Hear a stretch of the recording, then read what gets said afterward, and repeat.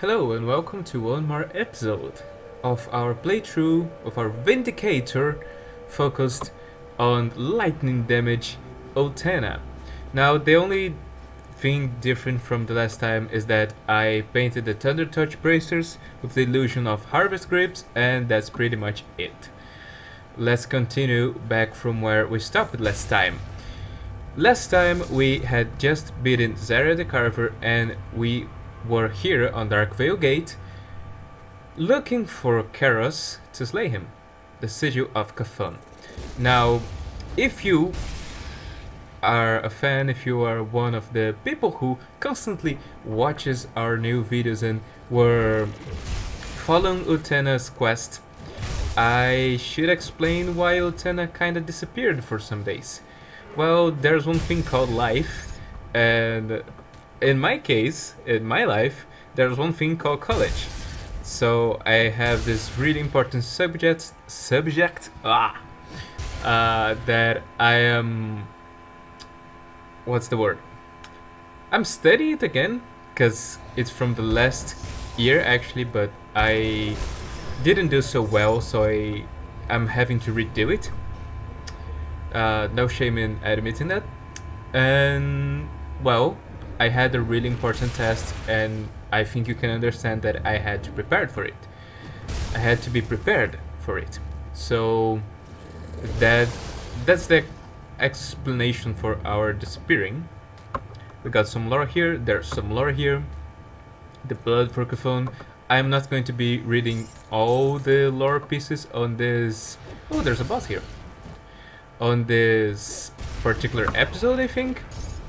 And as you can see, Ultana is pretty broken, as she was on the last time. If you're new to the channel, if you are watching this series for the first time, and maybe you have no idea what Smash and Grab means, well, Smash and Grab is a mod for Grim Dawn where you get more money, more sweet iron Bitcoin, when you level up. Instead of getting only three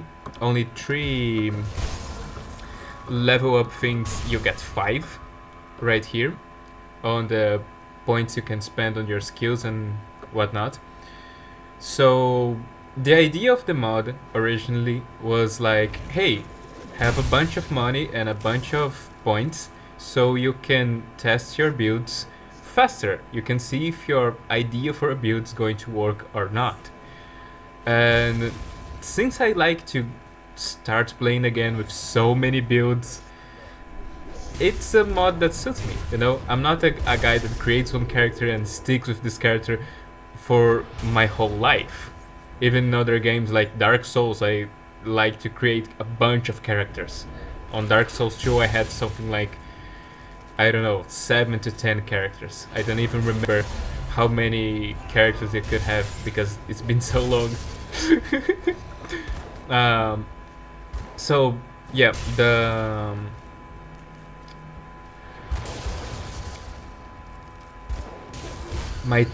my really important test was the main reason I disappeared for some days. There's also kind of the little reason that I got Dark Souls 3 to work on my laptop, so I kinda wasted some days that I could be back recording, just getting to play that awesome game that I did not play before completely, because there was a part, one of my favorite bosses actually, the Pharaoh Watchers. What was going on is that my laptop could not handle the pressure of such a amazing boss battle.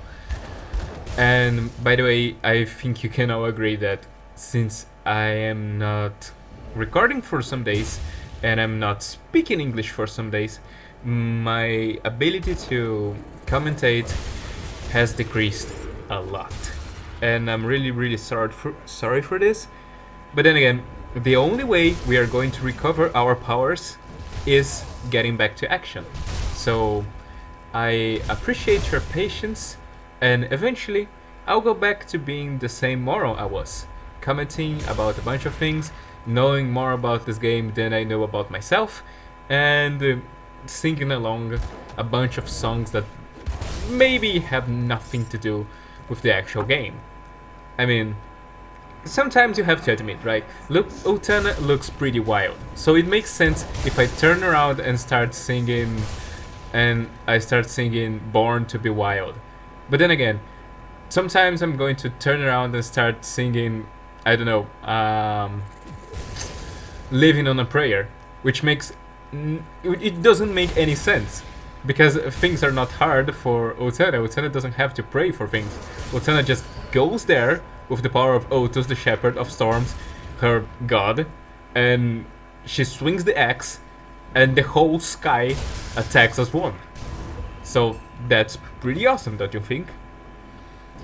You can see that we have 3 skills, well, 4 skills basically, if you count the Primal Strike maxed out as another skill. I'm counting the Primal Strike kinda like my basic attack, because I linked it to my basic attack and movement. But you can see that we have 3 other skills, which are Word of Renewal, the healing thing from Inquisitor, we have the Storm Totem, and we have the Wind Devil. With no further ado, let's face Karroz. I'm going to drop the Totem and my Wind Devil here, just to make this quickly. And when Karroz is defeated, he is going to step into this transformation, and he will release that guy, the Unraveler, that died so freaking fast that I didn't even get his name. But yeah, that was... Oh! Sorry for the scream. I'm really sorry. I think I just busted some ears.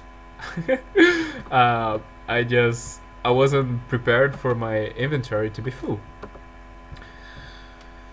So, basically what's going on here is that this guy is another important piece on what the cultists are trying to do. On our last episode, I remember that was really lore based, really slowed by all the lore and things that we were finding and reading. Well, I wanted to jump back a little bit in the action, because maybe you that are watching me right now is a man or a woman or a Posh helicopter of action. So I wanted to brawl a little bit and leave the lore for later, but giving you a glimpse in the lore, basically what the cultists are trying to do, and now this becomes clear for you player that's reading for the first time and that has never played this game before. Now we find out that the cultists are doing what they can to break the seals and bring Kafon, or at least parts of Kafon, back into reality, into our reality. Because as we know from the devotion page, he was thrown out into the void by his own children, which drained his blood and used his blood to create stuff. Basically, all things that breathe were created from the blood of Kafon by his children or by Kafon himself. We are going to get there eventually. Well, not eventually, like, you saw the fleas, right? The fleas and these harbingers, they are basically by the hand of Kafon. Okay? No surprises there. As you can see here on the Asterkarn road, we are finding some Ethereals again. We're not just meeting just cultists everywhere anymore. No, now we can see the... I was about to say Ethereal Vanguard, but Ethereal Vanguard is actually the name of another group of Ethereals that comes later in the game, so I cannot call these guys Vanguard. But there's a bunch of Ethereals that is trying to oppose the Caphonics.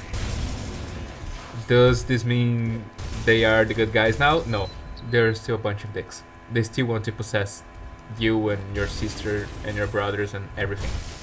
So, lightning on their heads. But yeah, they're trying to fight back the cultists. If you want to know why better, I would advise you to go back and watch my other episodes of this same playthrough, so you can understand what's going on in the world as a whole. On our quests and side quests, you can see that we complete our quest, and then you might be asking yourself, okay, so why this buffoon is not going back to Homestead and telling Captain Summer about what's going on? Well, basically, if you do that, yes, you're going to get your precious skill points, because you just defeated Karroz and that was your main quest.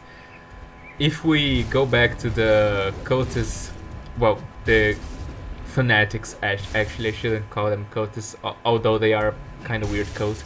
But if you go back to the to your faction, what's the name of these guys that I surely despised? Kaimon's Chosen. Okay, the Kaimon's Chosen. If I go back to the Kaimons, I complete the prove yourself to the cause. Well, basically, I am not going back just yet, because I know that when I complete my main quest, they are just going to ask me, okay, so now go to the Fort Ikon, even though I'm standing here in front of you, so we could do the plan together right here. But I don't care. I'm going to teleport there, and I want you to make your whole way there, so we talk there. I don't want to hear anything until you're there, right, Taken? And then, I don't know, maybe our main characters have some issues with leadership, so they're just like, okay, I'm going to just shut up and wait until I get to Fort Ikon to go talking about whatever we need to talk to make our plans. Because obviously, we cannot just stop and make our freaking plans right here, right? So I just got to level up. I'm not exactly needing anything right now, but I'm going to spend these points right away in a little bit. So I'll make a quick cut, put my points, and I'll be back with you guys. And we are back, right where we were. My little difference on the XP thing was that I read all that there was to read, and I spent my points finishing the brutal strike from Shaman, and finishing the last things I had to do with my storm totem. So now we are free to just move on. As you can see, I'm kinda like, if you're new to the channel, and I'm kind of focusing that because we have a new subscriber I just saw some days ago, and I was like, okay, once my test is out of the way, I have to go back because we have a new member in our family. Welcome you. I don't know if you would like me to say your name or not, so I'm just leaving you in like an anonymous person right now, but I hope you like what you are seeing. I hope you like what you're watching. Anyway, I even lost my line of thought. That happens a lot, actually. Oh, it's back. So you see that I'm not actually just exploring every single step of what there's to do here. And by the way, this shrine is sealed. We cannot interact with this shrine. The Shining. Here we have a mini boss, Ragatar Rage Blood, and we are okay.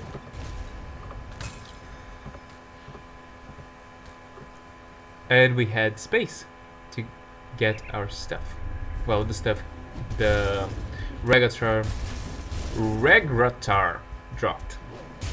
The huge Haiti. No, Yeti. No, Haiti. It's not a hyena, it's a Yeti. Thank you. I'm sorry. I promise you, I'm not tired or anything. I try to make my best. I'm just not. I'm just kind of out of it today, you know. But at the same time, I I feel like I have to keep this going because I had I have to bring back more episodes because it's been a while since I upload anything. I also have to go back to Zuma because maybe you guys are missing the Zuma episodes as well. And in Zuma, the things are going to get really hectic and really fun where we are, so I really should go back, right? Oh, don't tell me the inventory is full. I just wanna pick my stuff. Since that's a shield, I think this should be enough. Yep. You might wonder, if you are new to the channel or if you didn't get our last episodes, why the things are glowing right here, the items, and I'm not even seeing their names. Well, there's a key right here that auto shows the loot by rarity, so it's more fun. Now, back to devotion. Okay, let me deal with the Yetis. By the way, now I know how to say public. Okay? Public. Thank you. Last time we were making our way to complete the Tempest skill. And now that is done, I think I'm going to put my Tempest thing on the Wind Devil. So now we have even more electrocute damage. I mean, this is a electrocute and lightning build. So that's basically what we should be doing in the first place with our devotion points. If you're playing on main mode, which means you have less devotion points, I would tell you that you complete the tsunami right here. Maybe you complete the lizard if you're needing more blues, and then you go right for the Tempest, because getting to the Tempest is a lot cheaper than making your whole way to Otus the Shepherd of Storms, just like I did. So I could tell you to just make the tsunami or make even the eel right here if you're playing on the on main mode with less devotion points. Then you complete the owl to get your 5 purple stuff, the 5 points into Ascendant, and then you complete Tempest. And then you see wherever else you need in terms of points to make your way to Otus, or even to the Blind Sage if you are desiring to do elemental damage in general and not specifically just lightning and electrocute like our build is doing. But as you can see, we are pretty much how I like to be. Like, we basically one-shot or two-shot anything that crosses our path. Each attack is doing like 10k. So that's pretty good. Right here we are on the Fort Ikon. We are messing on this region. You can see that we are meeting with necromancers that are now our enemies, since we are affiliated with the Kaimon's Chosen. This is always going to happen, no matter the faction you pick. The faction you will meet on your way to the Fort Ikon is your enemy. So if you pick Kaimon's Chosen, you are going to find a bunch of necromancers here. By the way, this place is a great place to just come here and farm your faction thing. If you are looking to farm the reputation points with a specific faction. I did that a lot with my other character that joined the Kaimon's decks. So back to where I was. If you join the necromancers, Fort Ikon is going to be infested by the Kaimon people. the dickheads. The fanatic dickheads. Right here in this room, sometimes there are enemies. Not this time. Right here, there's a guy, he's alive, and you don't get to do anything because if we ask, can I help you? The guy is going to be like, no, don't worry, the Black Legion never forsakes its own. And right here we have a Rift Gate which is going to be invaded by a bunch of materials. So I'm going to drop my Storm Totem right here to help us with the damage. I'm going to drop the Wind Devil as well, and we're just going to go to town on these guys. And that's it. We protected the Rift Gate. My inventory is full. No, stop telling my inventory is full. See, my inventory is not full, it's just poor management. I can grab this 13 mile as well. So now that I'm here, now I'm going to make my way back to Homestead. And I'm going to tell people that I'm here. No, actually that I defeated, and people are going to be, oh, it's in Fort Ikon, and then we'll talk about. And usually I would be like, what the fuck? But now I already have the portal there, so I can just do as they please. Karroz lies dead, but I find some disturbing information. And then we give her the book, and she reads about the ritual to bring back the Lughorn and ask us to talk with Inquisitor Creed. And we give him the notes again, and then he's like, we'll meet us at Fort Ikon. Dude, I'm in front of you. You guys are even standing here. Why can't we just discuss the plans for the battle right now? No, we can't. They're a bunch of dicks. So now we have our new main quest, which is to speak to Inquisitor Creed at Fort Ikon, which you can just do right now.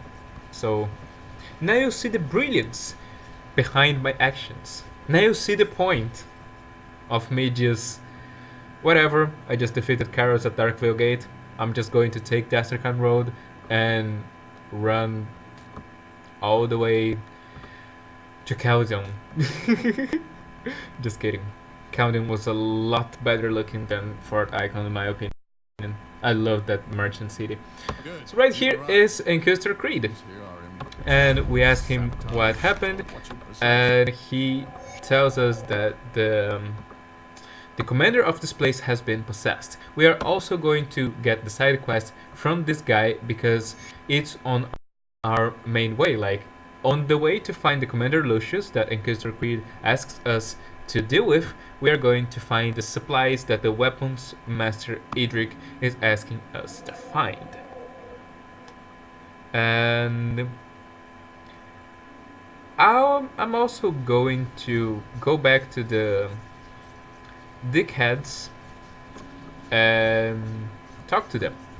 So I have to go back to Sorrow's Bastion and talk to my quote-unquote masters, since I wish to be a part of this bunch of stupid fanatics. And I'm going to make my point again on why they are stupid fanatics in the right time. Okay, time will come and you guys will see that I'm right. So we talk to Luvius, we give him the phonic seals, and as I talked the other time, the necromancers want the seals to bring back their leeches, their skeletons and things like this. The cultists want the seals to bring a bunch of demons, and these guys just gather a powerful resource like that and just burn it. Okay, why don't you just pick a bunch of water, a bunch of drinkable water, and just toss it out of a window as well? Why don't you, I don't know, pick a bunch of food, look at the food and says, oh no, this food has a bunch of fat, so I'm going to just burn it, instead of feeding people who are hungry. They're a bunch of dicks. So, this guy asks us to deal then with Bolvar the Bloodbinder, but if you watched our episode before our last episode, when we were on Bloodgrove, and now we dealt with both already. And then he's going to be like, as if guided by Empyrean himself, you acted before even asked. Dude, the boss was just standing there.